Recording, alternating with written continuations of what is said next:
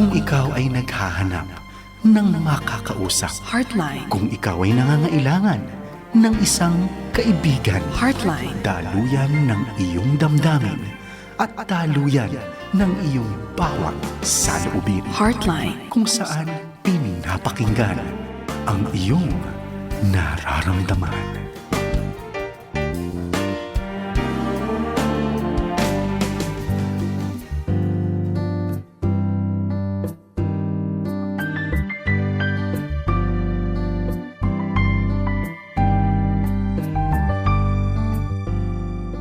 Magandang gabi po mga kaagapay. Welcome po muli dito sa Heartline Friday Night Edition. Magandang araw sa inyo lahat mga kaagapay.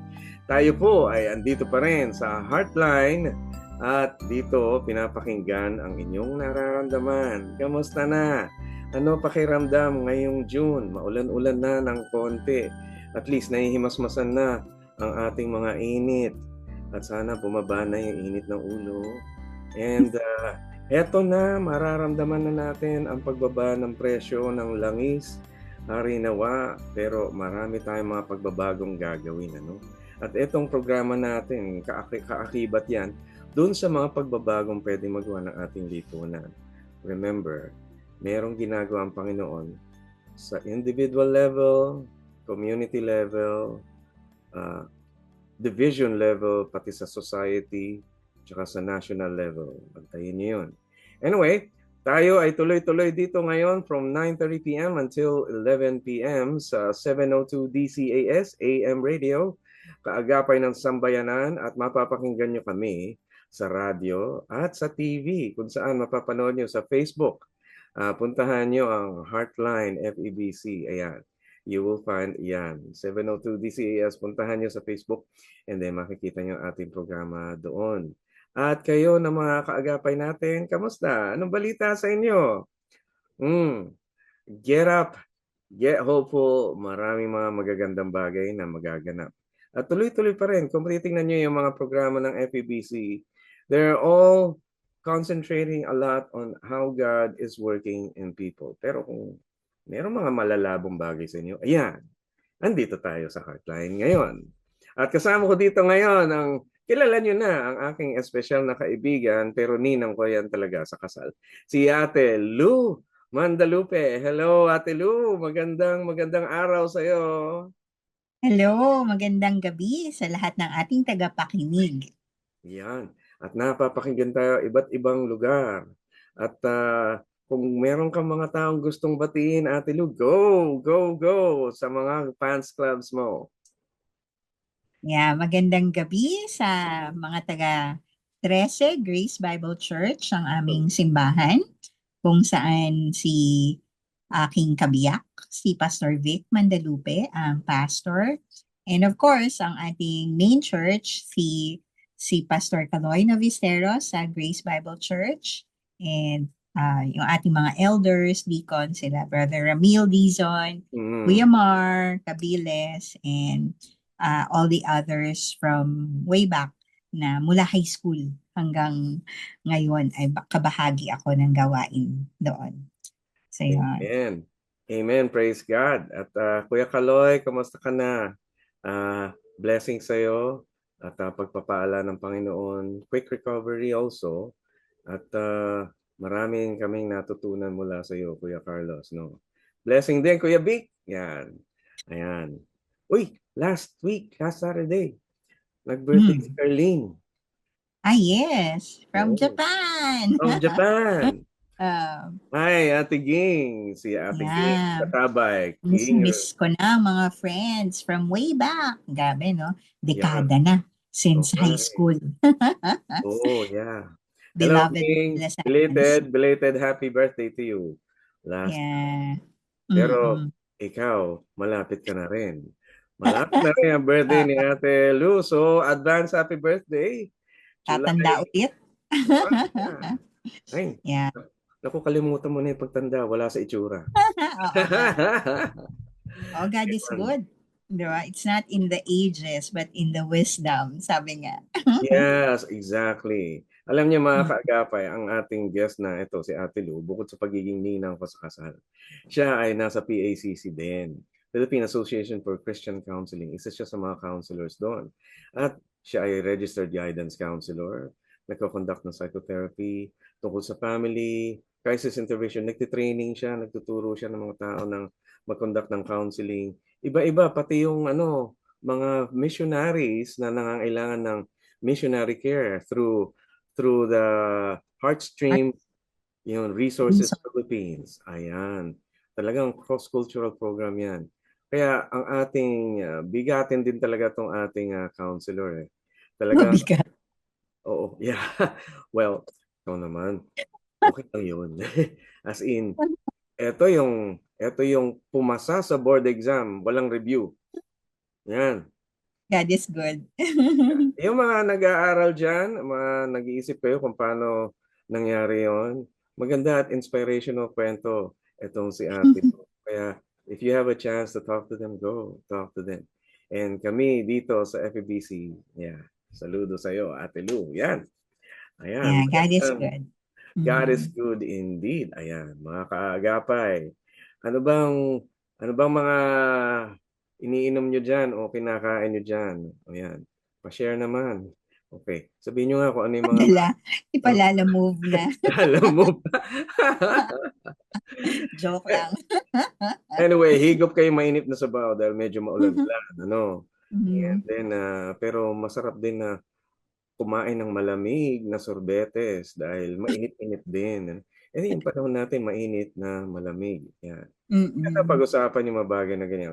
Kesa naman yung natatabunan na tayo ng mga issue ng nangyayari sa lipunan. Now, ayoko maging Mm-mm. irresponsable sa ating bansa. Mayroon tayong mga responsibilidad na kayang gawin. Pero kung titingnan ninyo, Mm-mm. baka pwede naman natin gawin ang responsibilidad na mayroong pag-asa at pananampalataya. Hindi masasakripisyo ang ligaya. Yun ay Mm-mm. tatanong ko sa iyo, Ate Lu. Paano Oo. nga ba sa panahon na ganito? Paano ba naman may iwasan yung pag-aalala o yung pagiging mababagot, yung mainis dahil Mm-mm. sa dami-dami ng bugbog sarado ka na sa social media ng mga bagay na pangit na nangyayari. Hindi naman Mm-mm. natin kinakaila, hindi naman dinideny. Mayroong talagang Mm-mm. katotohanan na nakikita tayo sa social media na mayroong mga mabigat sa ating damdamin. Halimbawa, presyo ng mga utilities, presyo ng gas, mga bilihin na sumasabay. At yung kung paano tayo nakukulangan dun sa ating serbisyo. Well, in many ways, ayaw naman natin maging mapolitika. Ano ba ang mga bagay na pwede natin gawin upang hindi ito maging pangunahing layunin ng ating buhay bawat araw? So, kaway-kaway, mga kaibigan, ano? Mga kaagapay, kung ikaw paggising mo sa umaga, galit ka na kaagad dahil doon sa nangyayari sa gobyerno, sa bayan, wag naman. Mm-mm. Magkape ka naman. O kung ngayon, kung ikaw matutulog at hindi ka makakatulog dahil doon sa mga bagay na gano'n, eto gawin mo, magpansit ka dyan. Masarap ang pansit. Namnamin mo. Ayan. Kahit na paano ano nangyari, ang sarap pa rin ng pansit. Nagpansit pala kami kanina ni YP. Ayan. Ayan. Parang puro paborito ko yung binabanggit mo. Nagugutom tuloy ako. Ayan. Asin, halo-halo. Sige, sige. Puro matamis na bawal, pero Mga paborito. bawal. Challenge talaga. Maging self-disciplined. Yeah, oo. Yeah. Kailangan tumuloy ang buhay eh. Kailangan tumuloy. Pero yun nga marami talagang challenges Mm-mm. na kumbaga minsan di mo alam kung saan susuong or Oo. susuling. Sabi nga, hindi mo na alam saan pupunta because of all the challenges that keep coming. Mm-mm. Tapos na hindi within your control. Kasi wala ka namang kapangyarihan or authority to make things happen. Oo. 'Di ba? So, tuloy yung level of frustration lalong tumataas kasi Yan. puro problema tas wala kang mahagilap na solusyon Mm-mm. to at least even out, 'di ba, the situation. So how do you keep going Mm-mm. kung ganoon ang kinakaharap nating sitwasyon? Um, ang isang pinaka nagsusustain sa akin personally, and I'm not, saying na dapat gawin nyo din. Pero kung gusto nyong makahanap ng kapayapaan Yeah. na ako natatagpuan ko dahil doon sa mindset na kung hindi ko controlled ang situation, controlled yan ng aking Panginoon. And, Mm-mm. and keeping on trusting God amidst the situation that is chaotic, ang gulo-gulo talaga. Minsan, karumal-dumal, nakakabaliktad ng sikmura kasi hindi ka tanggap-tanggap, sobrang Oo. nakakalungkot. Pero kasi kung magfo-focus ka dun sa problema na hindi mo kayang solusyonan, magkakasakit ka lang. Totoo. Mas lalo ka lang, nakakabuang to Oo. keep on thinking over and over and over again dun sa mga bagay na hindi mo naman talaga pwedeng lapatan ng Mm-mm. solusyon. So, dito talaga papasok yung what is faith in God really mean to you. Mm-mm. Na ako bilang panganay, I've been through all the challenges helping my parents, raise my 5 younger siblings. Pero even noon na wala akong kapangyarihan bilang, teenager, I have found the secret of trusting God. Ayan. And each and every time, full surrender, He never fails. He Pwedeng never hindi yun yung eksaktong solusyon na gusto ko. Kasi syempre minsan meron kang concept na ito yung gusto ko Oo. mangyari. Pero may kadalasan, iba yung paraan ng Diyos. Oo. Pero hindi nagkukulang. Oo. Hindi nahuhuli sa panahon. So, I'm turning 57 next week. Yeah. And I'm proud to say that I've known him since I was 12. That's 45 years. And Amen. God has always been faithful. Sabi nga ni David, di ba? Ako'y naging bata at ako'y matanda na ngayon, ngunit hindi ko nakitang nagkulang ang Panginoon. So I'm also clinging to that na whether it's in government, it's universal, it's global, whatever Mm. the circumstance, God is still bigger than Yeah. the problem. Oo. Pero alam mo ang kagandahan nito na mga nangyayari na ito, parang nakikita ko ay lumilitaw at parang nagdo-dominate na o nagiging lutang na yung mga problema. Which is a good thing Mm-mm. dahil kapag lumutang yung problema, nagugulantang o nagkakaroon ng awareness ang mga tao na yung pagbabago ay dapat Mangyari. sulong, dapat mangyari. Mm-mm. Siguro, Mm-mm. parang ganun yung cycle nun eh.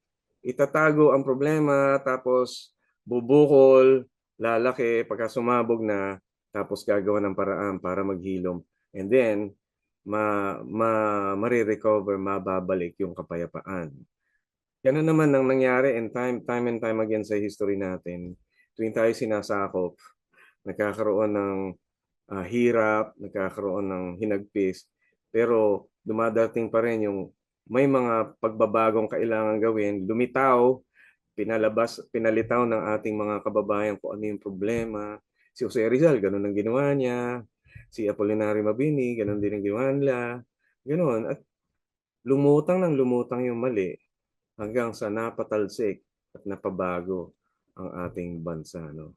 Somehow, merong control ang Diyos doon. Kakaiba talaga.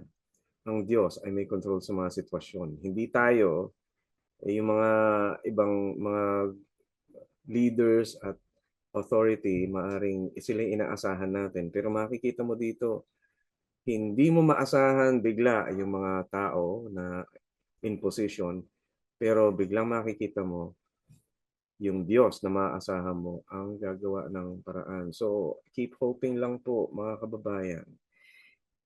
Hindi tayo sa ganitong level lang pababayaan, hindi tayo tetenggahin ng Panginoon. So, mga kaagapay, tayo ay patuloy na mabuhay. Yan, Independence Day. Mabuhay tayong lahat, mabuhay ng mabuti ng marangal. Huwag papatalo sa masama. Ituloy natin ang kabutihan sa ating Diyos, sa ating kapwa. Yan ay magtatagumpay din, no? Diyan tayo magiging maaasahan yung resulta ng kabutihang pinapairal ng Panginoon. Maaasahan natin yun. Time-tested principles sa mga yan. Ayan. Ayan ang pag-uusapan din natin dito sa ating mga problema ng ating mga listeners. Ano, ready ka na, Ate Lu? Yes. Yes. Okay, ang una nating listener, sabi niya, hindi ko po maintindihan ang sarili ko. Oh, bakit? Tagalog naman sabi mo. Okay. Kapag may magandang nangyayari sa buhay ko, parang naghahanap pa rin ako ng dahilan para mag-alala. Uy, nako. Bakit nga ba? Meron tayong mga konsepto na kapag maganda nangyayari, may darating na masama. Naku, healthy ba yun, ate? Ate Lu? Yeah. Parang malas mindset. Ayan, malas mindset. Oo, na parang if things are going great, Jack, may mangyayari na masisira yung current state of happiness.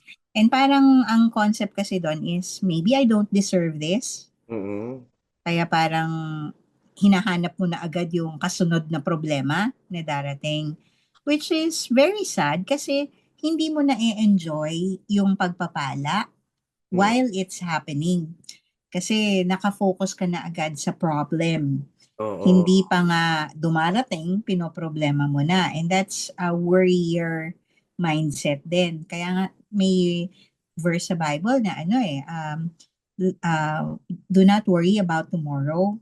Yan, 'di ba? Yung ang is you have enough trouble of today. Kumbaga kung ano yung lakas mo nakalaan para sa araw na to, wag mo na munang problemahin yung kinabukasan because you will have enough strength din naman to deal with it when it comes tomorrow. May kasabihan din sa English, 'di ba, yung do not cross the bridge while you're not there, 'di ba? Before you get there or something na wag mo na munang pangunahan. Kasi ang mindfulness din is yung here and now.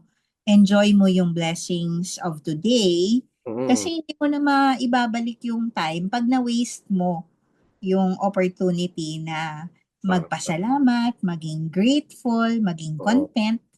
And ako, pagka maganda yung pakiramdam mo, baka mas lalo pang may magandang mangyayari kasi positibo yung mindset. May mga dalawang bagay ako naisip dun eh. Yung una, maganda yung kapag ikaw ay nananampalataya sa Diyos, nagpe-praise and worship ka tuwing linggo. Meron kang panahon na magbigay ng gratitude sa Panginoon, magbigay ng pasalamat. And it's one of the healthiest thing. Pagka ang isang tao ay nagsasabi ng pasalamat, nakakagaan, talagang nakakaluwag ng pakiramdam tsaka ng isipan, free from mental health problems kasi you can say thank you.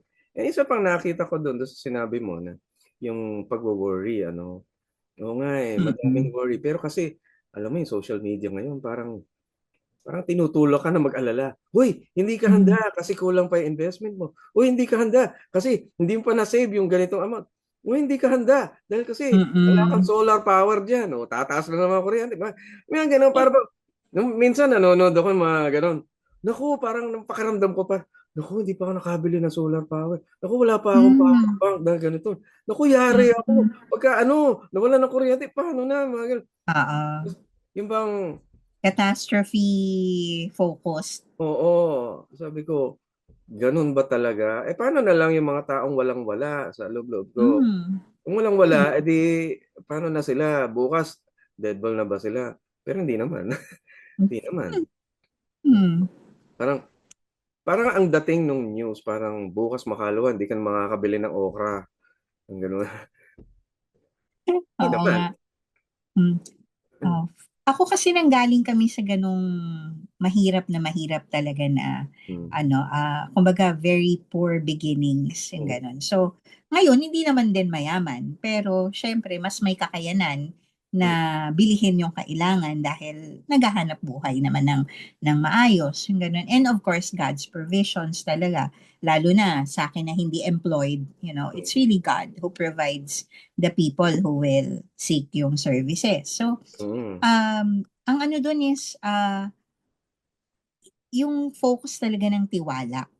Kanino ka ba nagtitiwala? Sa kakayanan mo na halimbawa may 6 month savings ka para kung sakaling may mangyari, may pang buffer ka, or sa insurance mo na binayaran mo. Ang dami ko nang in the past binayaran na insurance, nagsara. At Oo. wala akong nakuha pabalik. Yung ganon. Aray, So, aray. it's not even a guarantee. Mm. Kaya may phobia nga ako dati sa pre-need kasi nakailang beses na and hard-earned money, lalo na noong manggagawa ako sa simbahan, talagang aagawin mo sa daily needs yung ipanghuhulog. So, hindi pa rin doon magmumula yung lakas ng loob mo at saka yung confidence na Mm. kaya mong harapin yung challenges ng bukas, kundi yun nga, who holds your life. Kung biglang mawala yung hininga, kahit ano pang dami ng Oo. savings mo, good luck. Oo nga I mean, eh. it's an expression lang na parang, hindi swerte, hindi kakayanan mo, kundi ano yung grasya ng Diyos Mm. para malampasan mo yung mga pagsubok, mga problema. Kasi hindi mawawala yung problema. Pero kung nawawala sa perspective mo ang Diyos, mas Yun. problemado ka. So ultimately, huwag kayong sasandal dun sa mga iniisip nyo bukas. Wala Mm-mm. naman nakakaalam. At ang maganda naman sa kinabukasan, laging provided ng Diyos. Ang Diyos ang nagpo-provide ng kinabukasan na yan. Amen. Imposibleng Mm-mm. walang oportunidad yan. Imposibleng Amen. Diba? walang His blessing. mercies are new every morning. Yeah. Great is His faithfulness. Faithfulness. Yan. Yung kinabukasan na hindi nyo sure, talagang hindi natin sure yan. Walang nakakasure. Oo. Pero, yung kinabukasan na kung kanino manggagaling, alam mo, hindi galing sa ibang tao, galing sa Panginoon yan. Lahat ng Amen. naandoon, hindi mo makukuha ngayon. Bukas mo pa makukuha. At available yon. Hindi mo pwedeng Mm-mm. kupitin. Kaya hindi mauubos. Yun. Exactly. Ay, alam mo, Ate Lu, sa atin, Mm. kasi, i-share na natin sa kanila. Di ba, ikaw din, naranasan mo yung na-COVID ka noon, tapos wala ka man lang kasama doon sa ospital. Ako naranasan ko yung sabihan ako ng doktor na, "Uy, 5 years ka na lang." Mga gano'n. Napansin ko parang kapag pala andun ka sa punto na malapit ka ng ma-deadball, alam mo na kung ano yung mahalaga, eh. Alam mo Ah. na kung ano yung mga bagay na dapat asahan mo. Minsan Mm-mm. dumating tayo sa point na hindi mo maaasahan yung kung ano yung meron ka. Kasi kapag talagang kukunin ka, Mm. pagka oras mo, ano mamayuhin mo? Wala. Exactly. Pero aasa ka na may mabuting Diyos sa Mm-mm. kalagitnaan ng lahat ng mga inaalala mong yun. Aba, Mm-mm. hindi naman pala natutupad yung worry mo. Buti na lang. Mm-mm. Yeah. Kaya merong pastor, di ba, sabi niya, every gising is a blessing. It's a Kasi, blessing. yung troubles, okay lang yan. Mm-hmm. Humihinga ka pa rin. May kakayanan ka pa rin na harapin, labanan. And Oo. bukas is another day. Oo. So, look forward. Sasagupain. O-overcome Mm, yan. Yan. yes. Mm-mm. Parang ordinary na yung problema. No? Mas tanungin niyo yung mga missionaries nyo. Ordinary na yung mga problema sa kanila. Para bang, Mas kinakabahan nga sila pag walang problema kasi parang hindi natural, hindi normal yung takbo ng ano. Kasi lagi yan either personal or sa mga oo, tao ministeryo nila. Doesn't have to be your own personal oo, problem all the time. But alam mo lang na laging may taong nangangailangan. So oo, may need, may problem that needs to mm, be addressed. Ipanalangin. Ang pinakamagandang part nito is it drives you to your knees. yeah, Kasi kung masyadong kang confident on your own, beware, di ba? Because mm, even your breath is not bought by your own money and your mm, own strength. oo. Pero It's a yun yung sinasabi ng ating listener. Maganda kalagayan niya. Tapos nag-aalala mm-mm, siya na baka pumangit. Pero ang Panginoon, pagka napansin mo sa Gospels, sa ba yun? I think it's in Mark na kung saan na mayroong nung namatay si Lazaro, Mm-mm. nung namatay si Lazaro, sabi ng mga disipulo, pupunta ba tayo doon kay Lazaro? Eh, umabot pa ng 3 araw, nagpalipas pa, parang nagpa-delay pa si Nag-delay. nag-delay pa ng 3 araw Mm. bago. Tapos ang sabi sa kanya ni Maria, nung dumating siya doon sa libingan na, sabi ni Maria, Mm-mm. oh, kung nakapunta lang kayo mas maaga, inabot niya Mm-mm. pa siya. Gano'n. Pero doon nakita natin ang Panginoong Hesus. Napakita niya na tiwala siya sa Panginoon. Kaya lang yung pag pananampalataya ibang tao, hindi. Napaiyak siya doon sa kakulangan Mm-mm. ng pananampalataya. Mm-mm. Pwede palang mapabangon ang taong namatay na. Hindi naman siya yung nagdi-delay-delay lang. Mm-mm. Sasagupain natin lahat ng bagay. Pero sasagipin ka rin ng Mm-mm. Panginoon. So, I guess, yun mga kapatid, baka nag-aalala kayo sa kinabukasan. Ayoko maging irresponsible. Gawin natin kung ano kaya. Pero yung hindi natin Mm-mm. kaya, hindi natin kaya. Mm-mm. May mga bagay na dapat nating isaalang-alang sa Panginoon. Dahil, Mm-mm. dumating o hindi, ang problema darating naman talaga yan. Now, good or bad kasi, Mm-mm. andyan siya at Andiyan. hawak niya yung sitwasyon. Yun yung Yan. ibig sabihin ng sovereignty, 'di ba? Siya yung hari eh, in perfect Oo. control. So hindi man natin alam yung paraan, yung exact na means na gagamitin ng Panginoon, pero sa bawat suliranin may Mm-mm. solusyon Yan. kasi Okay. hawak niya, Yan. past, present, future, at sigurado yung future mo sa Yan. kanya. Ayan, tandaan nyo. Ang sitwasyon, hawak ni Lord ang sitwasyon. Ikaw, hawak mo ang beat. Pwede, di ba? Be praise and worship God. Praise and worship God. Yeah, Uh, true. mm. Kung napag-usapan yung pag-aalala, eto naman ang tanong ng ikalawa nating listener. Sabi niya, paano po ba harapin ang guilt? Ayan. Guilt na iniwan ko ang probinsya para magtrabaho sa Maynila habang tumatanda na ang mga magulang ko. Oh, Oo. okay. Yeah. Ay, Yun yung challenge, no? Kasi mamimili ka eh. Either presence mo, yung mas kailangan nila, o yung provision that you Mm-mm. can earn and provide for them. So, yun yung Exactly. minsan na challenge talaga na walang hanap buhay sa probinsya, so kailangan mong magpunta sa Dito. city. Ang Mm-mm. problema naman, hindi mo masasamahan, maaalalayan sila sa pagtanda. So, ang guilt doon ay kung pinabayaan mo sila. Parang To the siguro pakiramdam niya nga parang hindi pinabayaan, hindi iniwan. hindi naman sa pinabayaan dahil nagpapadala siyang pera. Pero Mm-mm. hindi siya nakukulangan siya o hindi husto yung kanyang Mm-mm. pag-attend doon sa Sa kanilang kanyang ganun yung magulang. pakiramdam ng isang Oo, taong naging oo. Ang ano doon talaga is minsan crossroads eh. You have to choose what is the best possible solution to a given negative situation.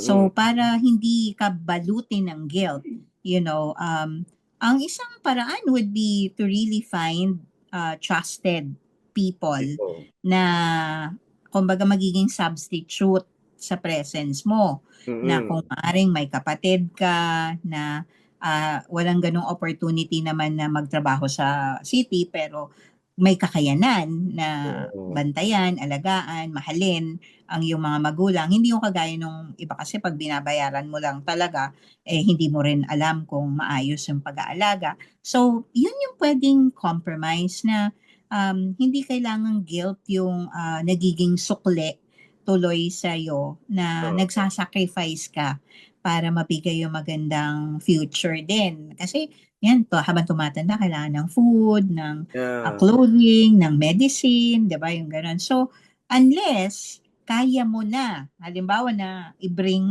with you sila, that would be also a good option. Pero kung wala lang talagang pwedeng sumama din sa kanya, at dalaw-dalawin mo on a regular basis Oo. to Okay. help the loneliness, 'di ba? Calm down na at Ah. least nakikita mo sila ng regular. Yung iba, dahil nga sa technology na din, at least nakikita mo kung nagvi-video call Oo. with the caregiver or kung may kapatid ka nga sana, 'di ba? Na yun yung ano it's not a perfect solution, pero it's also not right na you are bothered by too much guilt kasi it will also affect your psychological, your emotional Oo. well-being. Kapag pag nagkasakit ka, hindi ka rin magiging maayos na caregiver or provider para sa magulang mo. So, Oo. Tama love naman. yourself also as you Mm. take care of them. Somehow, pananampalataya din yun eh. You have the faith. Mm-mm. Yung mga matatandang nakausap ko, Mm-mm. hindi naman sila talaga absolutely nalulungkot kapag wala yung mga anak nila. Hindi absolutely lungkot. Na ang sinasabi na ganito, matibay naman yung anak ko. Mm-mm. Yung anak pa matibay ang anak ko. Kaya niya yung gagawin niya. Oh. Kami Ah. okay lang naman kami. At Mm-mm. madalas mo maririnig sa mga magulang dahil sa mga matatanda na umabot sa edad ng gano'n, na kahit Mm-mm. ugod-ugod na sila, tumibay na rin sila sa kanilang damdamin. Alam nila kung ano ibig sabihin ng pagiging matanda. Alam nila kung Mm-mm. paano maiwan. Mm-mm. Expected 'yon ng mga matatanda. One day may Mm-mm. iwan sila. Kapag Mm-mm. sarili na lang nila ang kanilang kasama, umaasa din talaga sa Panginoon at hindi Mm-mm. sila papabayaan. I tell you, Yeah. yung akala mo wala kang time, pero meron ka talagang Mm-mm. time pa, merong sustaining grace. Mm-mm. Mababalitaan mo yung mga tao na yung bang inantay ka lang talaga bago nawala. Mm-mm. Mm-mm. Meron Yeah. silang ganong kakayahan. Although ayaw natin yun, wag naman sa Oo, of course. So, pero kasi nga ang ano din is ang ating buhay ay may nakatakda na Oo. na panahon. So, hindi mo kasalanan kung halimbawa dadating yung time na wala ka dun, if ever. Mm.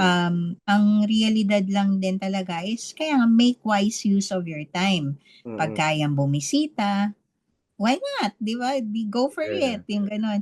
Huwag Oo. mong panghinayangan yung panahon, yung pera, kasi kung mamamasahe, ang ano dun is you're investing memories Yes, and that's right. moments with them. So, basta may balanse, Mm. ah, hindi mo kailangang kainin ng guilt because alam din naman nila, yun nga yung Oo. sacrifice that you are making for Yeah, their well-being. Alam nila na absolutely. nagsasakripisyo ka ng pagod, puyat, Oo. panahon para ibalik din sa kanila yung Mm. pagmamahal na, ginawa nila nung ikaw ang Mm. pinapa. So, it should not be guilt No guilt. kung nasa tamang perspective naman na hindi mo naman sila inabandon, hindi mo sila Oo. pinabayaan. Kailangan mo lang talagang lumayo para maghanap buhay. Oo. Lahat, pati mga OFW, gano'n ang pananampalataya. Mm, Kahit ang mm. layo-layo, alam nilang hindi nila mababantayan yung kanilang mga anak, Oo. pamilya. Umaasa Mm. sila sa kapalaran ng Panginoon sa kanila na sila ay Oo. sustain. And yeah, posible Mm. naman. Pero eto, Yeah. Ate Lou, Hmm. meron tayong listener na baliktad naman. Hmm. Ito yung third listener natin. Eh di itong isang listener natin, nagi-guilty siya dahil kasi umalis siya. Eto naman Mm. yung next listener mo, sabi niya, pakiramdam ko wala akong sariling identity. Buong buhay Hmm. ko kasi nakasunod lang ako sa gusto ng pamilya ko. O yun, hindi guilty. Gusto namang Extreme na. gusto namang Oo, umalis. lumaya. So, hindi niya Oo. Baka nami-miss. Gusto oo. lumaya. Baka naman kasi nga na tapakan na yung kanyang individuality or Mm. autonomy. Ibig sabihin hindi na siya nabigyan ng laya na maging sino ba siya. 'Di ba yung ma-find niya yung identity niya. Halimbawa, sa pagpili ng kurso, ito kunin mo kasi Mm. may pera dito.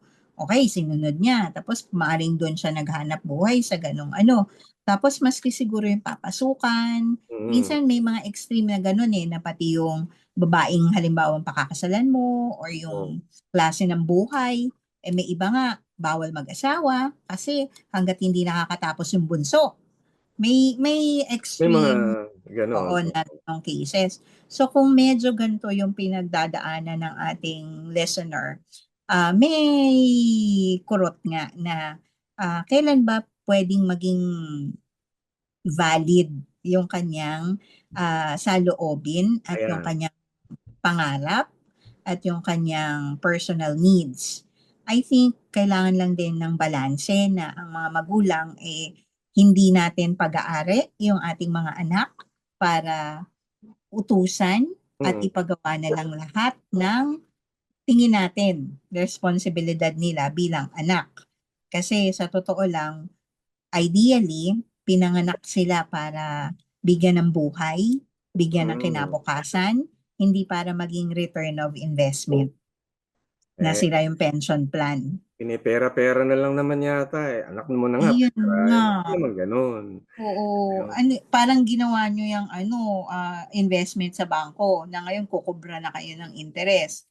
Hindi ho pagmamahal yun, panggagamit na yun. Gamit. So, 'di ba? So, Mm. baka sana hindi gano'n yung sitwasyon ng ating Mm. listener. Pero kung sakali man na naging gano'n, baka nga it's about time that you find then your own path, Mm. your own goals, your own dreams, make it happen. And if you need someone to talk to help you figure things out, nandito lang kami. Yan, okay. Nako, go for counseling ha, kapatid, Mm. kaagapay. I know it will be very helpful for you. When it comes to yung identity na minsan, kung pera-pera ang solusyon mo, edi magpayaman ka. Tingnan ko nga, kung yumaman ka naman kasi, o kunwari mayaman ka, matutulungan mo magulang mo, wala yun. Hindi masakit sa puso yun dahil kung kaya mong tulungan ng magulang mo. Kunwari, kailangan nila talaga ng meron silang need. Eh kung yumaman ka, hindi issue yun. Hindi issue kung nag-aantay sila ng investment o return sa'yo. Hindi issue. Dahil yumaman ka naman, kaya mo eh. Siguro, ang pinaka-importante dito is yung puso. Saan ba yung puso ninyo? Magkakamag-anak kayo. May iisa ba kayong pusong itinitibok? Ibig sabihin, meron kayong pag-ibig talaga. Pero may isa pang bagay ako nakita dito. Mukhang meron siyang tinatalakay dito tungkol sa kanyang sariling identity. Hindi niya sinabi tungkol sa kanyang career choice. Hindi niya sinabi tungkol sa gusto niya magtrabaho sa ibang lugar. Pero sinabi niya specifically is identity. Nako, gusto kong talakayin ito pero kailangan natin ng konti pang time. Magbabalik kami matapos ang break na ito. Please don't go away. Stay tuned kasi itong identity na to, pakinggan nyo, antayin nyo, When we get back dito sa 702 DCS Heartline Friday Night Edition, don't go away. We'll be right back. Heartline, kung saan pinapakinggan ang iyong nararamdaman.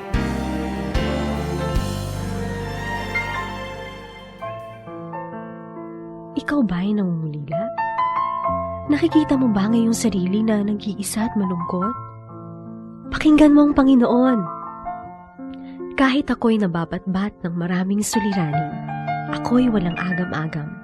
Panatag sa iyong piling, nahahanda mong harapin papusok kong kaaway. Ligtas ako sa piling mo, sa lakas na iyong taglay. Awit, 138:7. Ang tao ay nangungulila sa kadahilan ng hindi niya nakikita na lagi niyang kasamang Panginoon. Marapat na lagi nating alalahanin na saan man tayo naroroon, ang Diyos ay palagian nating kasama sa lahat ng pagkakataon.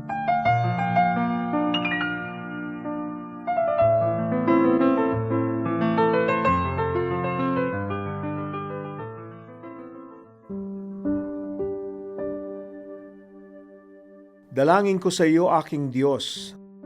Gawin nawang matatag ang aking anak sa panahon ng kahinaan. Buo ang loob sa pagharap sa bagay na kanyang kinatatakutan. May mababang loob na tatanggapin ang tagumpay at kabiguan. Makilala niya nawa na ikaw lamang ang pinagmumulan ng karunungan. Gabayan siya sa kanyang pagsusumikap sa kabila ng kahirapan, turuang tumayo sa gitna ng bagyo ng buhay at maunawaan kung paano ang makiramay sa kalungkutan ng iba. Bigyan mo po siya ng isang pusong dalisay at mithiing maabot ang pangarap para sa kinabukasan, ngunit marunong lumingon sa nakaraan. Bigyan siya ng pusong masayahin na alam kung paanong ang buhay ay dapat seryosohin. Ang malinis na puso upang laging maalala ang halaga ng simpleng buhay at bukas na isip na handang tumanggap ng karunungan. At lagi siyang sumandal sa iyong kalakasan. Amen.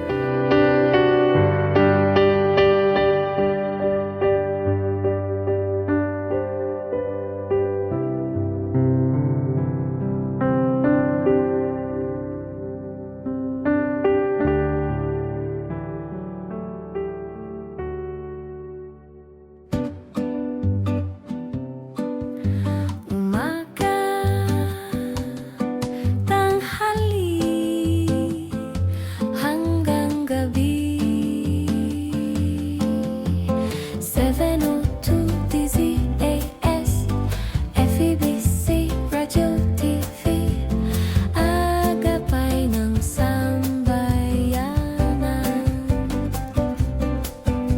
Umaga,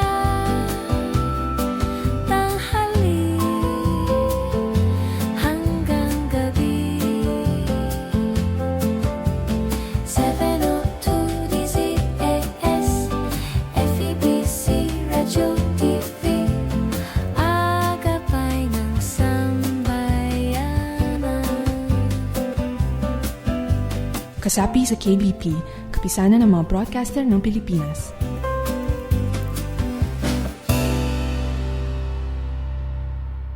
Heartline, kung saan pinapakinggan ang iyong nararamdaman.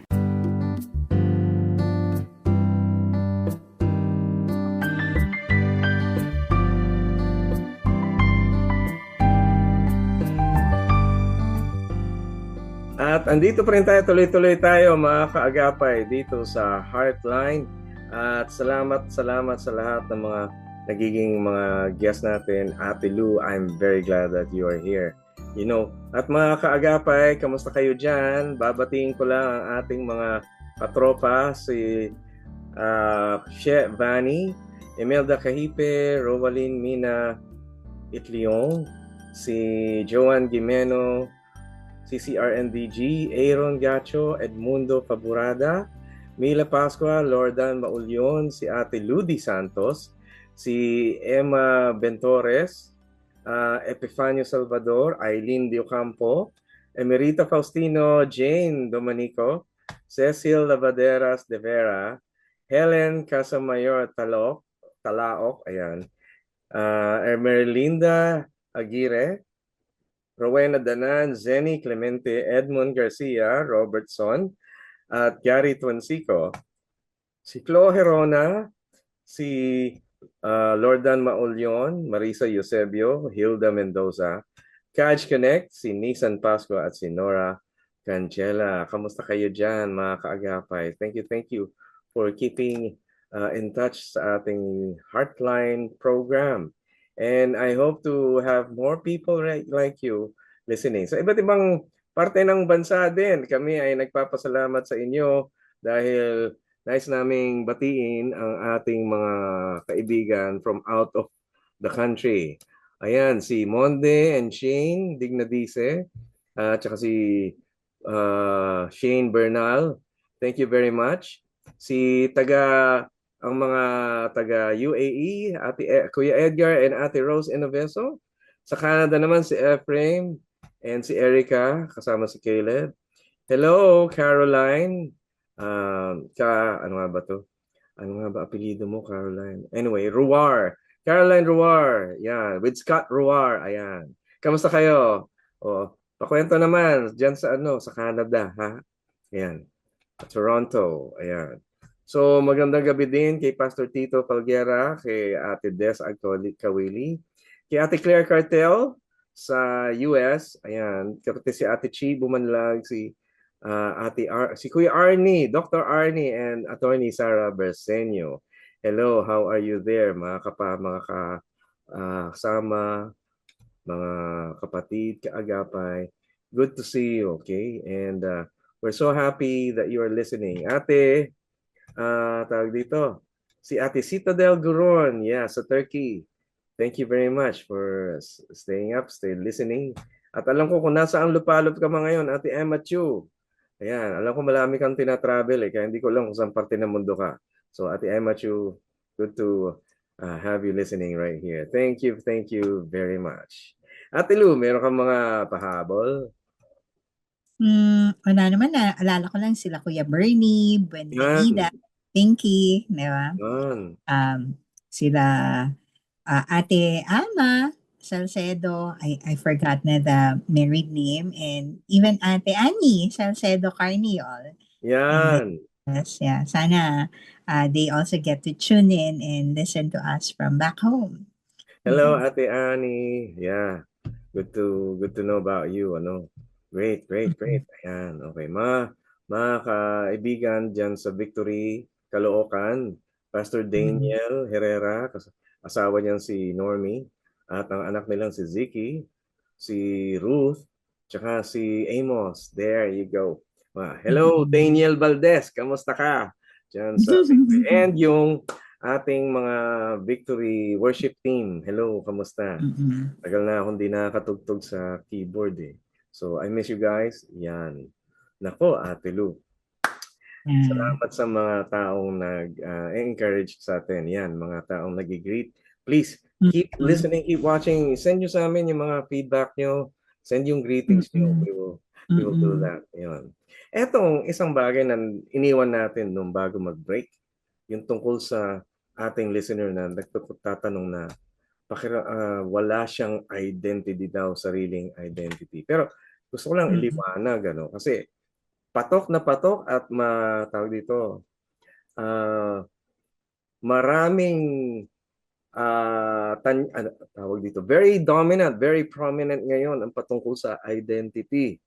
At yung identity na yon ay hindi patungkol sa kung ano yung gusto mo, kundi yung pagkatao mo o sexualidad. Well, meron isang identity na nagsasabi ng iyong reputasyon.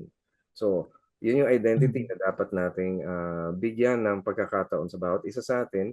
Gusto natin magkaroon mabuting reputasyon.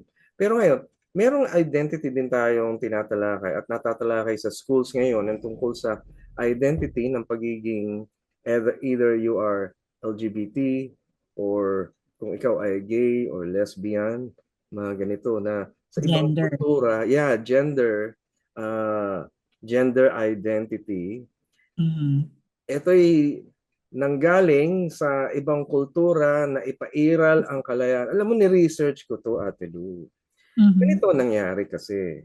Sa US, tinignan nila kung ano ang nangyayari sa mga LGBT, kung sila ay gay or lesbian.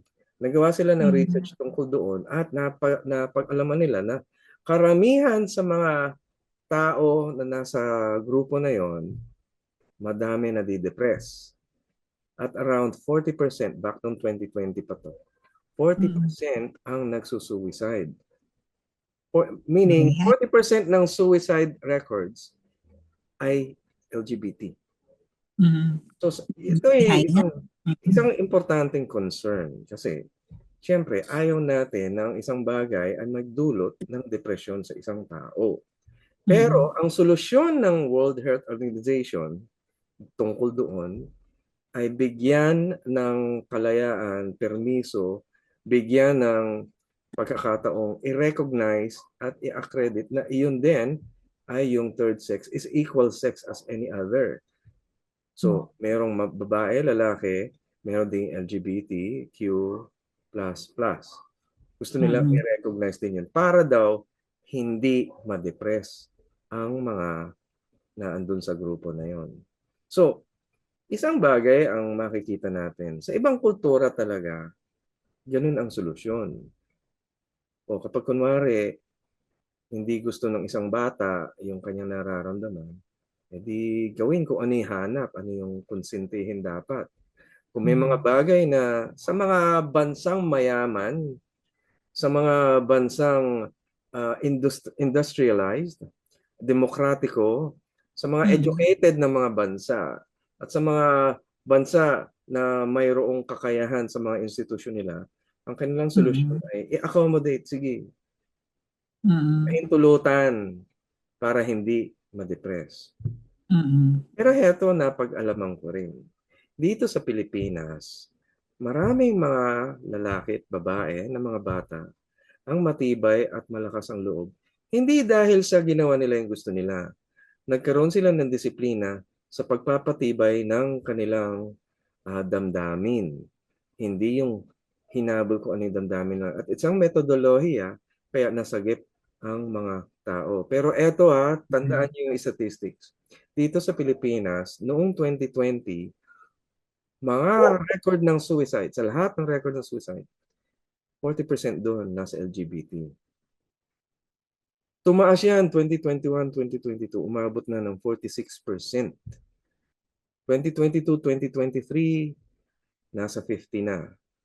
So, ibig sabihin, ano yung kalidad ng isang tao na nagiging mas depressed? So, this is the concern. Kung titingnan ninyo kung ang ating listener ay may sinasabi tungkol sa identity niya, kapatid, baka madedepress ka talaga dahil kasi ang hirap nung hindi ka sigurado sa iyong sarili. Or mahirap yung ayaw mo dun sa iyong kasarian. E di araw-araw titingnan mo yung sarili mo sa salamin. Ayaw mo nung nakikita mo. O hindi ba't nakaka-depresyon? Kaya ang mangyayari dyan, maiiwan mo yung pamilya mo, sasama ka dun sa grupo na tumatangkilik nung ganon. Dahil kasi yun yung sinabi ng World Health Organization. So, yung pagtangkilik ng ibang tao, siya namang naging paraan para maibsan yung nararamdaman mo tungkol doon. Nawawala yung depression dahil kasi may mga tumatangkiling sa'yo. Kaya lang, hindi totally nawala yung depression dahil kasi alam mo may pamilya kang iniwan. Wow, parang babalik tayo doon sa unang question. Alam mo may iniwan kang pamilya. At isa yun sa masakit sa Pilipino. Ang Pilipino is talagang family-oriented din.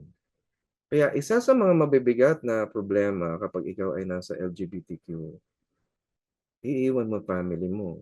Sasama ka doon sa grupo ng mga taong tanggap na tanggap ka dahil masaya-masaya ka doon. Ngayon, nagkakaroon ng bagong problema ngayon na pag-alaman din sa US. Pagka kunwari, ikaw ay LGBTQ at meron kang kapartner, tapos namatay ka. Yung partner mo, hindi ka ipapalibing. Ang may obligasyon na magpalibing sa iyo, yung pamilya mo pa rin. Ang mga taong tutulong sa iyo kapag kunwari nakakulong ka o kaya na-hospital ka, ang may obligasyon, ayon sa batas, yung pamilya mo pa rin. Eto yung pamilyang iniwan mo dahil kasi mas gusto mo doon sa mga taong tumatanggap sa iyo. So yung sa listener natin kanina, yung pakiramdam mo wala kang sariling identity. Hindi ko lang kung ito yung issue mo, no? Pero talaga, reconsider, talk to somebody para ma-restore yung genuine relationship. Hindi lang yung relasyon mo sa ibang tao, kundi yung relasyon mo doon sa sarili mo. Minsan, baka kasi mangyari, Ate Lu. Paano kung kunwari, ikaw ay namatay? At tapos, nakaharap mo ang Diyos at sinabi ng Diyos sa'yo, Hoy, ano ba problema sa pagkakagawa ko sa'yo? Ano ang isasagot mo? Diyos ang kaharap mo. Anong isasagot mo kung tinanong ng Diyos sa'yo, anong ayaw mo doon sa pagkakalikha ko sa'yo? Paano mo sasagutin yun? Kaya eto ngayon tayo sa problema natin, kung ganito magiging kaparaanan natin, tatanggalin mo talaga ang Diyos sa buhay mo. Kapatid, may iba pang sagot. Maring gusto niya, baka gusto ng society natin, pero may iba pang sagot. Ano? May iba pang sagot. It's a concern. It's a very, very important concern. For the damdamin, para sa ating sariling kaligtasan din. Pero Ate Lu, i-give credit ko rin. Maraming naging LGBT. Hindi dahil sa may problema, pero nakita nila yung maling ginagawa ng kanilang mga magulang. Nanay, tatay iniwan ng pamilya, gano'n. Masakit yun. Kaya rin naman, sampal sa mukha lahat ng mga taong hindi nagmahal ng totoo. Pero nung last week nag-discussion kami, Ate Lu, ng aking guest. Sino ba yung guest ko last week? Sino ba yung guest ko? Nakalimutan ko na. Pero we talked about paano yung disiplina sa mga bata. Kailangan ng nanay tsaka tatay na nagmamahalan para makita yung tunay na prinsipyo sa pagdidisiplina. Yung tunay na prinsipyo kung paano sagupain ang hirap at paano kontrolin ang damdamin. Paano sagupain ang discomfort. Makikita mo sa Facebook ngayon, isa sa mga mabuting bagay para maging matagumpay, kaya mong sagupain yung discomfort. Yung discomfort na yon natututunan ng mga bata kung yung mga magulang, nanay at tatay ay marunong magmahalan sa bawat isa. Kasi nakikita nila na kahit mahirap yung difference, love ay namumutawi. And I like being yung pagkakagawa ng Diyos na man and woman eh. Ang tahimik mo na dyan, Ate Lu. Ang tahimik mo dyan. Yeah.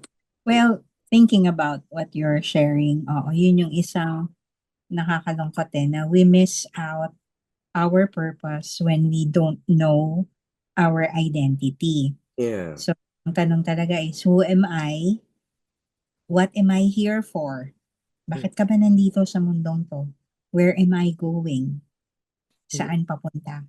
Yung direction. So, hanggat hindi kasi klaro sa bawat nilalang kung sino sila, ano yung purpose, meaning ng buhay, Yeah. and ultimately, saan ba ako patungo?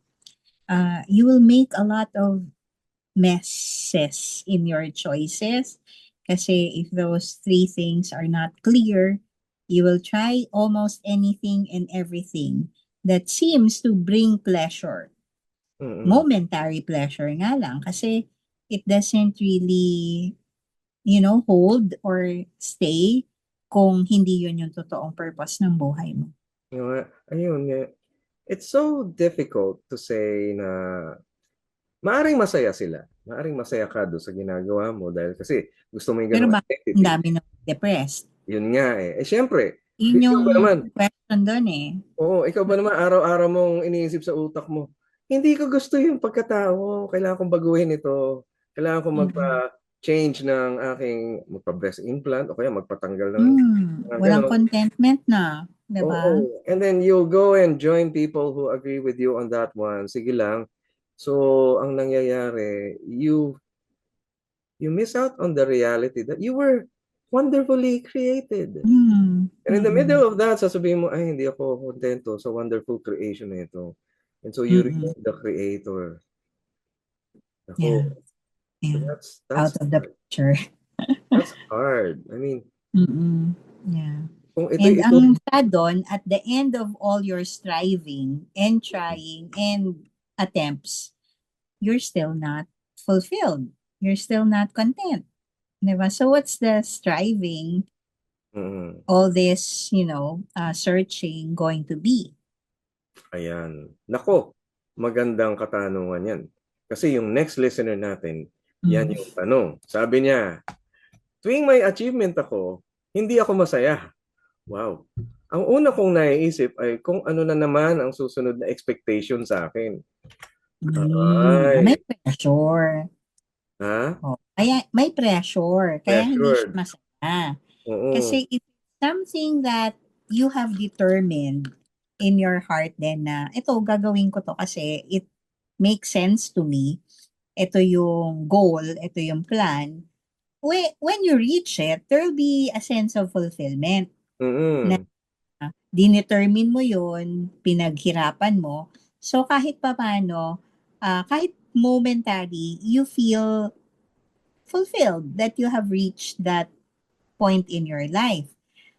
Pero kung hindi nga kasi nanggaling sa own initiative mo or parang pinagduldulan sa iyo or sinaksak sa ulo mo, kailangan mo tong gawin, there will be no satisfaction talaga when you get to that point kasi pinilit sa iyo and parang output, performance, yung ganon. So, ang would be the next pressure na okay, baka may kasunod na naman to na expectation. And then, syempre, you get burdened, you get exhausted with all that effort na hindi ka naman masaya at the end. Yeah, ay, may kilala akong ganun eh. Trabaho ng trabaho, tapos hindi naman makontento. Parang nung nag-retire, sabi niya, hindi masaya. Ganun. Oo. Kasi Pero yung saya is actually a result of you know why you did it.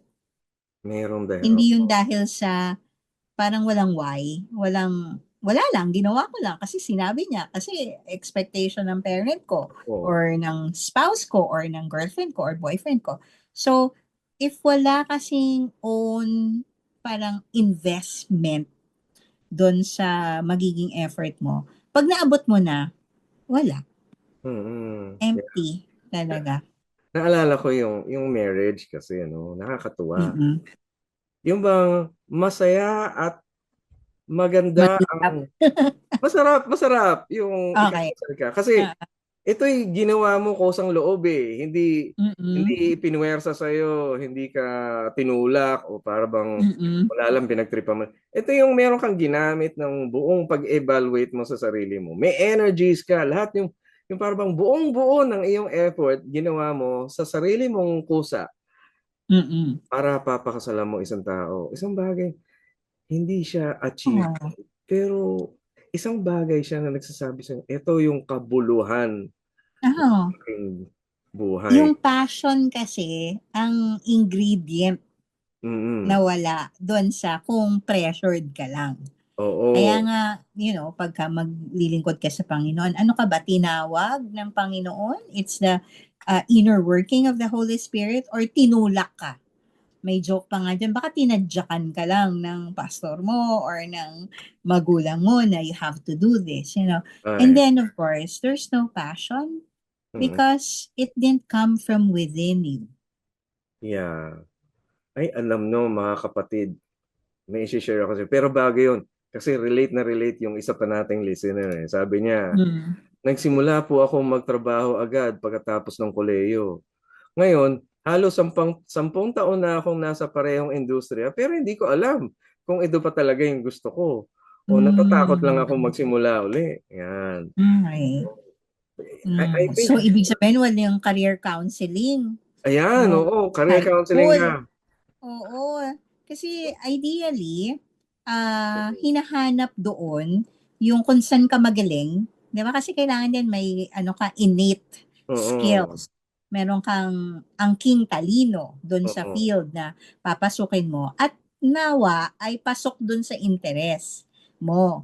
Pero Ay, kasi kung ang trend noon mm, dito ka pumasok kasi nandyan yung pera, na yung hireability or yung mm, availability ng jobs doon, oo. then malaking question nga kasi survival ang dahilan, hindi passion. Kasi Oo. kung gagawin mo yung trabaho na gusto mo talaga, parang hindi trabaho. Oo. Kasi you enjoy what you're doing. Like, ako right now, yung gano'n. Pero noon, of course, dahil forced, eduk ang ano ko noon undergrad ko Kasi teacher ng nanay ko. So Mm. parang, it's not really my first choice, but at that age kasi, ang goal na lang makagraduate. Ang Oo. tanong is kung hindi ka talaga sure na yan yung gusto mo, then don't be afraid to find your passion. To find what you could be doing for the other half of your life Mm. na hindi mo pagsisisihan. Huwag kang Yeah. matakot mag-develop ng skills doon sa gusto mo talagang gawin. Hindi ko sinasabi mag-resign ka kagad ha. But you can take trainings, you Mm. can enroll ng halimbawa night classes or Mm. Saturday classes, unti-untiin. And then when you find exactly what you enjoy doing, parang hindi siya trabaho. So, huwag Oo. kang matakot na mag-branch out into the deep. Sabi nga, kung saan ka talaga meant to be. At Mm. least, for the next 10, 20 years, kung feeling mo hindi ka satisfied ng first 10 years, now is the time to start finding what you really want to do. Baka matagalan sila sa 10 years ha. Pero alam niyo, medyo reasonable na yung 10 years ha. Okay. Pero you know what, Ate Lu, may kwento sila. Mm. May kaibigan ako, attorney. Ang Mm. galing-galing niya. sobrang nasa ano na siya sa Malacanang ang kanyang posisyon. Mm, Ganun okay. katindi siya. Pero ang sabi niya Oo. sa akin, hindi niya talaga gusto maging attorney. Ah, Ang gusto niya okay. talaga kumanta.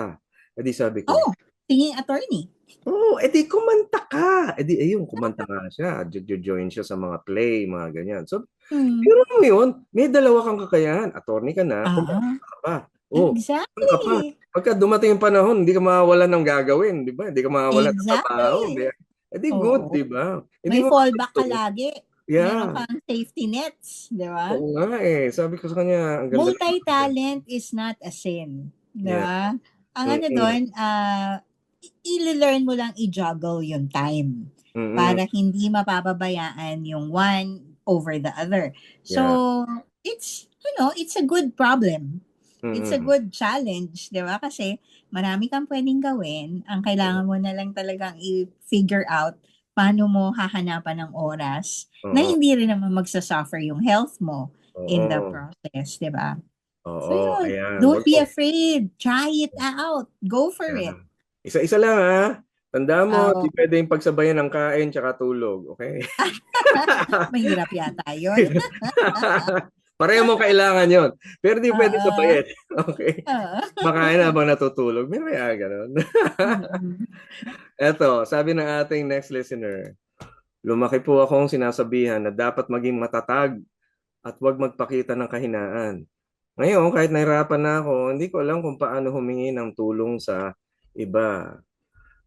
Well, I think may context ito, no? May context Mm-mm. na hihingi ka ng tulong. May context na hindi ka hihingi ng tulong. Teka, go ahead. Exactly. Mm-mm. Well, I actually can hear you well. Kasi bilang panganay, para bang you have to set the pace Mm-mm. para kailangan ikaw yung So, kahit gusto mo nang umiyak, hindi pwede. Kasi mag-iiyakan lahat ng kapatid ko. Parang ganon. Oo. So, technically, you have to parang sasaloobin mo lang yung fear, yung doubts, tapos kahit na need mo na, isi-set aside mo pa rin kasi you're thinking about another person's need. So, Tibay. tuloy, pag talagang kahit na kailangan mo na, hindi ka na marunong humingi kasi nasanay ka ng hindi nagsasalita. So, just like anything that you need to learn, you start small. Unti-unti. Kasi nasanay neural pathway ng brain, huwag humingi ng tulong. Pero, nare-recognize mo na may kailangan ka. And actually, you deserve to be helped din naman. No man is an island. So, ang pwedeng panimula would be, look at the people that is around you.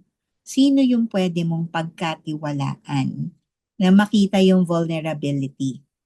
Makita na hindi kasi Hercules or hindi kasi Superman. Oh.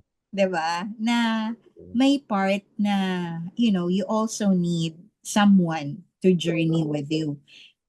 Two, 'di ba? Two is better than one. Yeah. For if the other falls, the other one would lift him up. So, dun mo simulan na sino yung safe person, safe space na pwede mong unti-untiing pag-practicean na, alam mo kapatid or alam mo so and so, ito yung nararamdaman ko ngayon. At kung nahihirapan ka na i-break agad yon with the people who know you, maybe you can also try a Christian counselor who will not judge in any way, but will help you practice paano to come out of that shell na binalot mo yung sarili mo kasi nga bawal noon na magsabi ng kailangan. Bawal maging vulnerable. But Alam you know mo, what? The tama warrior yan. is a child.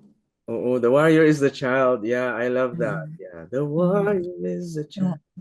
Ikaw pa rin isang bata na Oo. anak ng Diyos na pwedeng lumapit sa Kanya at sa Kanyang kinatawan kung sino man yung ipapadala ng Panginoon na gagabay, aalalay din sa'yo to start being who you are and stop hiding all the pain. Yeah. Alam mo, a few days ago, may kausap kong ganyan eh. Namatay yung nanay niya.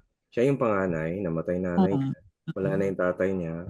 Tapos, Mm. inaasikaso pa niya yung, siyempre, yung SSS, yung mga Oo. papilya, Diabetes. lahat ng yun. Habang nagtatrabaho siya. At Mm. yung mga kapatid niya na mas bata pa sa kanya, siya nag-aalaga. Nung Mm. tinawagan niya ako, nung nakausap ko siya, sabi niya, hirap na siya, pero hindi siya makapagsabi na pagod na siya.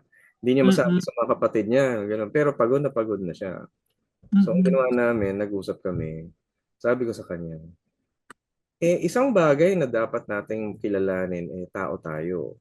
Mm. Kaya ikwento mo lang kung ano yung nararamdaman mo sa isang counselor. So, kausap na niya ako, kwento mo sa akin. Ikwento mo Mm. sa akin yung naramdaman mo. Sabi niya, baka mag-breakdown na ako kapag kinuwento ko. Ayoko nga sabihin dahil kasi alam ko baka mag-breakdown na rin ako. Sabi ko, hindi ka magbe-breakdown. Kasi ini-establish mo kung ano yung totoo. Sinasabi mo kung ano yung kinikilala mong totoo. At kailangan merong nakarinig. Hindi pwedeng Mm. walang nakarinig. Dahil kapag walang nakarinig, parang umiikot-ikot lang sa utak mo yan. Kailangan Mm. merong Mm. Parang nakarinig. nababaliw, no? Oo, It's kailangan may ma-establish na mm. totoo yung iyong naranasan. So yun, kinuwento niya, iyak siya. Oh, Mm. mahigit isang oras kami doon, no? Pero Mm. nailabas niya, tapos ang bandang huli, sabi niya, ganito pala yun. At least merong tamang nakikinig. Tamang Mm. nakikinig na yung nangyari doon na-establish ko kung ano yung totoo sa buhay ko. At dahil na-establish ko, alam ko na kung anong gagawin ko. Alam Mm. ko na pwede kong ilagay ito sa isang tabi, pwede kong puntahan, balikan ulit dahil merong taong nakakaalam na nito. Hindi ko na Mm. kailangang alalahanin lagi. Gano'n. So, Exactly. yun. Mm. So, tuloy siya sa kanyang ginagawa and then later on, usap uli sa akin. So, maganda. Mm. So, magpa-counseling talaga. Go. Get that counseling that Mm. you need, ano? Wow. Rest stop, parang gano'n. Okay, break muna, rest, hinga, and then you can go back to the task. Hindi mo naman abandon, hindi mo naman din totally iiwan, kundi minsan you just, sabi nga, breather, hinga ka lang muna saglit. Tapos you can have energy again to do what you need to do. Yeah. Well, I have a last question right here. Sabi ng Mhm. ating listener, nag-retire po ang tatay ko at napansin kong parang nawalan siya ng direksyon sa buhay. Paano ko siya matutulungan kung ayaw naman niyang pag-usapan ang nararamdaman niya? Parang yung kanina, yung Mm. parang sinabi nung isa niya, pakiramdam niya na parang tuwing may achievement siya. Na gano'n. Mm. Parang yung tatay niya is more of a doer than Oo. a talker. Yung gano'n. Kaya ayaw niyang pag-usapan. So, kung kasi yung identity ni tatay ay Mm. naikabit niya na dun sa kanyang career Oo. or Lalo kung yung ano mga nag-OFW, ganito. exactly, oo. Kasi parang, Oo. parang biglang-bigla, feeling nila inutil na sila because they are not Ay. contributing anymore. Parang wala na Mm. akong halaga kasi hindi na ako pinapakinabangan. Ganun yung concept, lalo na for men na, Ay, oo. provider, Common sa kayo men. yung parang kinakapitan ng buong pamilya, and then Oo. all of a sudden, retired. What's the point now? What to do next? Ang isang pwedeng, dito, wag nang ukil-kilin kung ayaw niyang pag-usapan. But Mm. maybe, try to conceptualize projects na you can do with your dad sa Yeah. umpisa, or maybe think of potential, kung lalo na ang issue din niya providing, Mm. baka business plans na pasok dun sa kakayanan at Mm. interes ni tatay, 'di ba? Na pwede niyang pagkunan ng sense of fulfillment again, Oo. na may halaga pa yung buhay ko, hindi ako inutil. Yun talaga kasi yung concept na wala na akong ginagawa, wala na akong silbi. Lalo na may iba't ding pamilya na Oo. pagtingin nila retired tapos pakainin na lang, Mas masakit pa nga ibang word eh, yung palamunin na lang. And ganon. May ganon kasing ibang families. And Oo. I know it's not your kind of family. Pero I think your dad, yung tatay mo, needs something productive to do. Kung siya ay believer din, maybe being involved in a ministry that Yeah. is near to his heart and kailangan ng simbahan, ng Yan, mga oo. volunteers Oo. and all that, you know, that can be a good ano. But think of projects if ever. And if you need, you know, help, you can always reach Counseling, out to ayan. us and we'll find yung ano mas specific na options and solutions for Mm. whatever is, you know, Yeah. bothering you and your dad.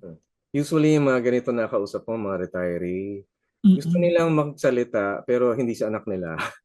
Usually, Iyon yung pati, oo. barkada o kaya someone, Oo. counselor, pwede rin. Oo. Madami Oo. akong client na gano'n, retiree Mm. na counselor Oo. ang kakausapin. Huwag kayong matakot lumapit sa amin. Hindi lang Oo. siguro kami mukhang retiree, pero medyo malapit na dun sa ganong age. So, maybe we can, you know, Mm. talk to your parents if they're having difficulty. And same almost age, ano. So, similar experiences can also help. Kaya minsan ayaw nila maging vulnerable sa anak. Yun yung Oo. isang challenge din kasi sa parent na sila Mm. noon yung hinihingan ng payo eh. Sila yung authority. So, it's kind of difficult for them to admit na, anak, ako na yung nangangailangan ng help this time. So, Oh. i-provide mo lang yung avenue para mahanap niya yung sagot sa mga tanong niya. Yeah. Wow. Praise God. Ang ganda. Well, Ate Lou, pag-pray po natin ang ating mga kasama. Just a short prayer and then Yeah. go. Sure. Sige, let's go to the Lord. Heavenly Father, we thank you because we always have you to go to whenever things are too difficult.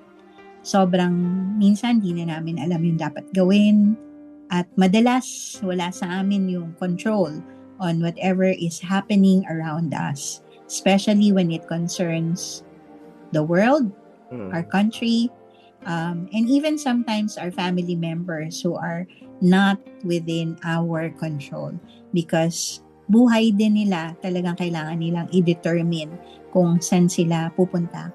But Lord, we always have you para hingian ng wisdom when we don't know what to do. The Word of God is always there.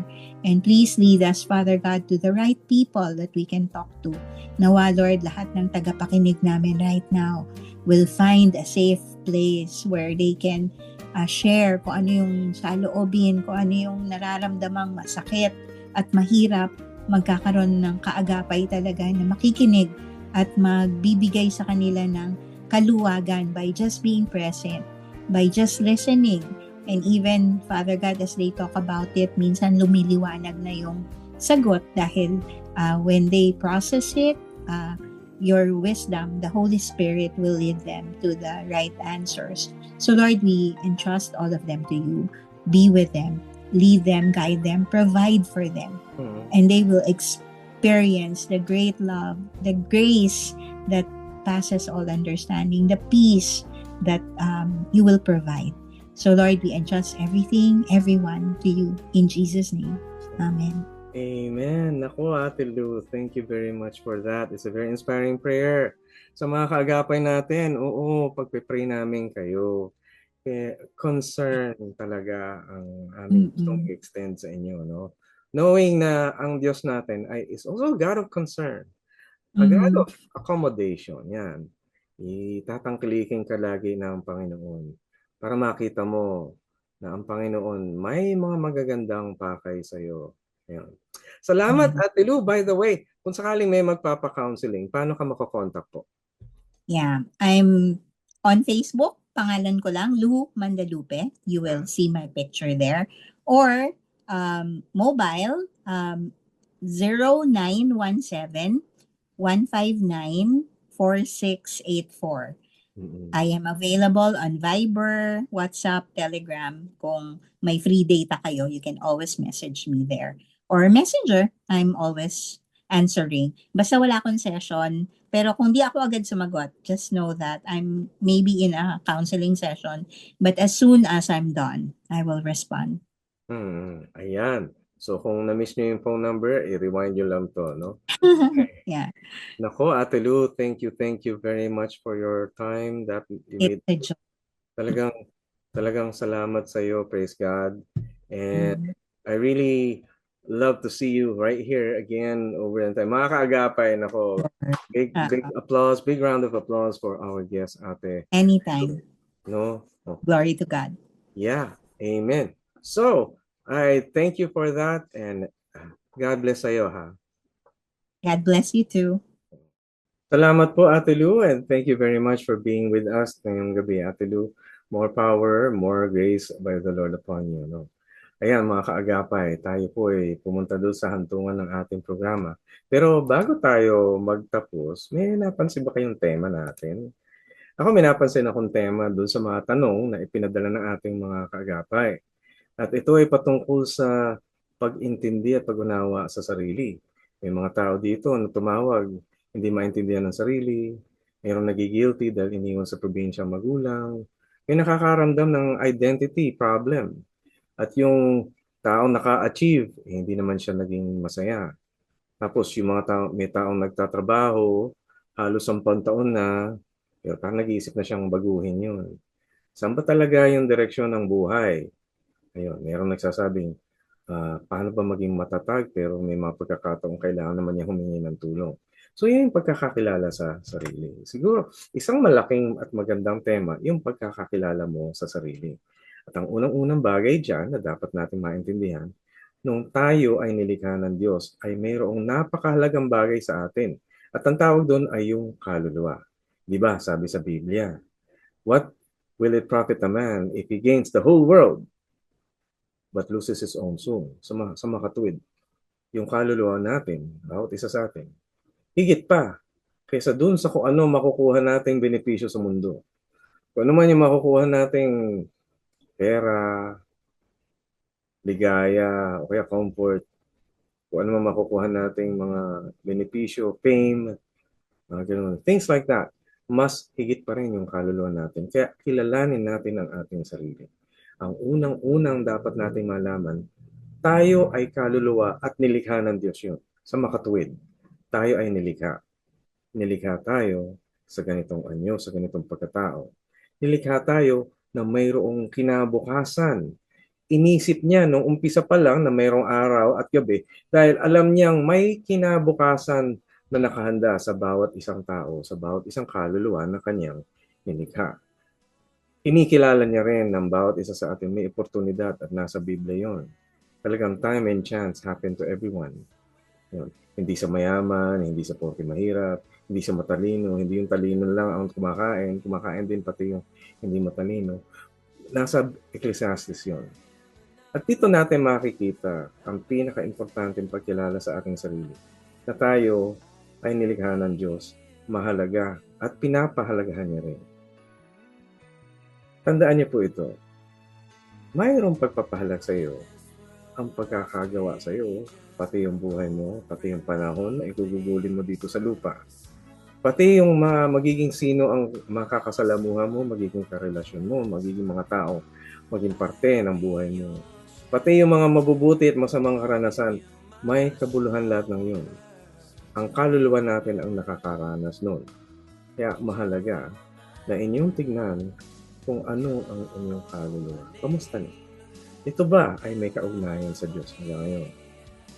Ituloy niyo po kung mayroon dahil mabuti ang kaluluwa na ibinigay ng Diyos. Ito yung kaluluwa na nagbibigay ng sigla sa katawan, nakakakita ng kaligayahan, nakakaranas ng mga karanasan sa bawat araw. Ito rin yung kaluluwa na marunong manalangin at marunong magpuri sa Diyos. At ito yung kaluluwa na mahalaga sa harapan niya. So ito po si Kuya Pilo Laharca, patuloy po tayo magkakaroon ng Heartline mula Lunes hanggang Biyernes, 9:30 to 11 p.m. Monday to Friday. At tuloy-tuloy po tayo na magpapatuloy sa ministry na ito sa under ng Far East Broadcasting Company. Kami po ay nagagalak na makasama kayo at gusto kong pasalamatan ang mga taong na tumulong sa atin sa pag-broadcast tulad ng sa mga Bukawi transmitter site, si ProdTech on duty, si Benjo Morano, Nat Peralta, Jonathan Reyes, Benji Mosura at saka si Reggie Villena. Ang RTV team natin, sila Eileen Valdez, Angelica Calayag at saka si Jabez Mancio. Siyempre, ang ating engineer on duty, si Kuya JV Tabwa at ang ating PA, si Kuya Phil Lagtacon. Ito po si Kuya Pelola Harca, tayo po ay miyembro ng Kapisanan ng Broadcasters ng Pilipinas. Magandang araw sa inyong lahat at pagpatuloy ang pagpapala sa inyo. God bless. Take care.